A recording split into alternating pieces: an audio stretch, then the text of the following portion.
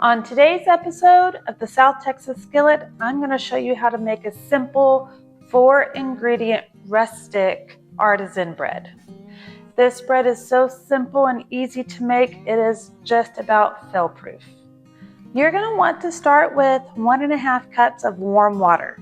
You don't want the water to be too hot that it kills your yeast or too cold that it doesn't activate it.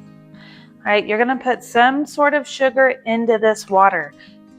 I like to use honey. I don't really measure it. I just put some in there. It is about a tablespoon, I would say. And then I use active dry yeast, which is why I put the sugar in with the warm water. This is 1 packet. It's equal to 2.5 teaspoons if you buy the jars. Okay, go ahead and give this a good stir. And you're going to let it set for about 5 to 10 minutes so that yeast can become bubbly. You're going to see that it starts off pretty small granules, and then it starts to froth up at the top. And then you know it's ready. Once your yeast has been activated, you can start working on the flour. So it's going to be 3 1/4 cups of flour. You can use regular all-purpose flour or bread flour. I'm doing all-purpose today.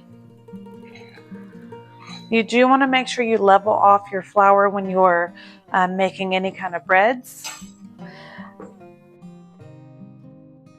I don't spoon my flour into my measuring bowl. I do scoop it and then I level it off. That seems to work best for me. But you can scoop it in if you need to.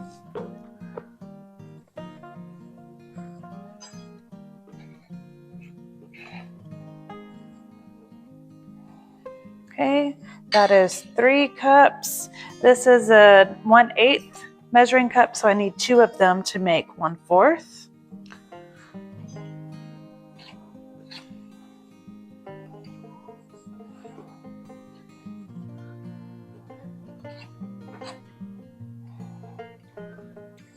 Okay, and then you do need 2 teaspoons of salt.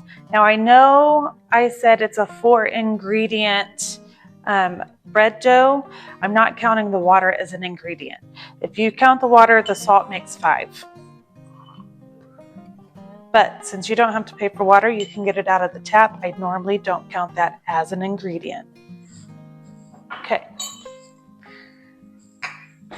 I'm going to give this a good mix just to get that salt incorporated into the flour. And then I'm going to pour in my yeast and water mixture into the flour as well. And then all I'm going to do now is mix this in the bowl until it's nice and moist. And then kind of knead it in the bowl as well. I'm not going to put it on my countertop to knead. This is done directly into the bowl. It's pretty easy to do.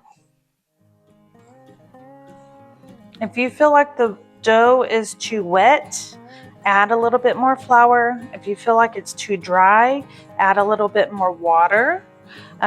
This is going to be a pretty shaggy dough, so it's going to look a little bit drier than normal, and that's okay.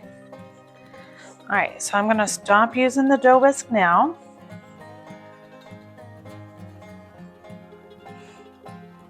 I will have this dough whisk linked in the description if you would like to buy one. They're pretty handy. It makes kneading doughs so easy. Okay. In fact, I usually prefer using the dough whisk over a stand mixer. I feel like I have a better feel on how my breads are doing with the dough whisk.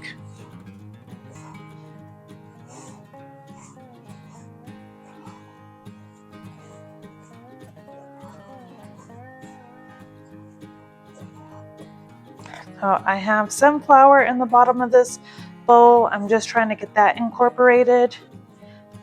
Again, this is going to look like a fairly shaggy dough, and that is perfectly fine.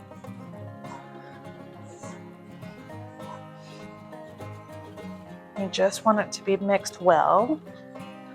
You don't have to do a lot of kneading with this. Okay, once there's not a lot of flour in the bottom of your bowl, then you're done. You can go ahead and wash your hands, and we're going to cover this with plastic and let it set for 2 to 3 hours. Our bread has been rising for about 2 hours. It is double in size. So I'm going to punch it down just a little bit and then turn it out onto this lightly floured surface. You don't want to knead it too much or knock too much of the air out when you're handling it. You want to keep as much of that air in there as possible.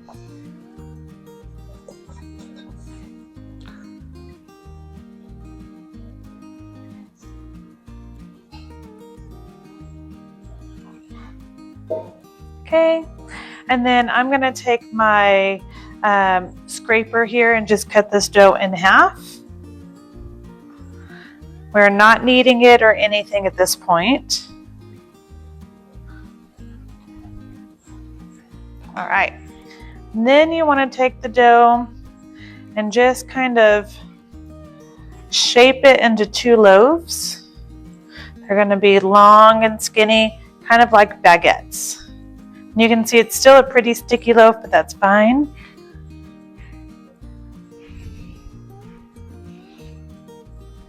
You can get some more flour if you need to.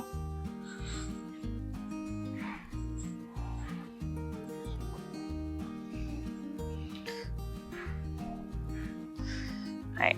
And the good thing about this bread is it doesn't have to be perfect. It's going to be very rustic. You want to place it on a cookie sheet, and then we're going to cover it and let it rise for another 30 minutes, and then we'll bake it.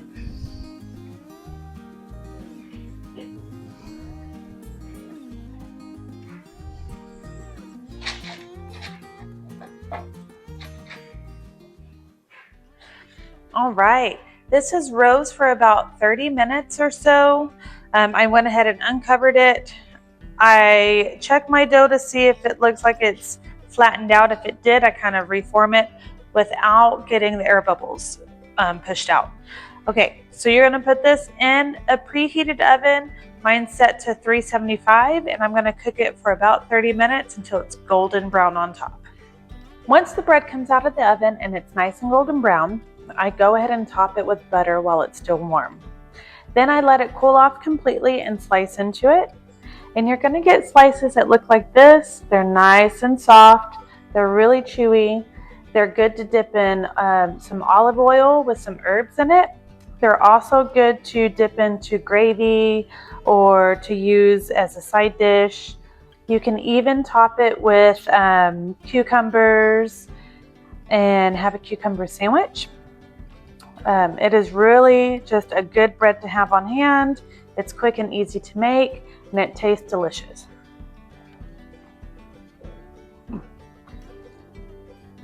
If you like this and you want more content, please go ahead and like and subscribe and leave me a comment below. Thank you.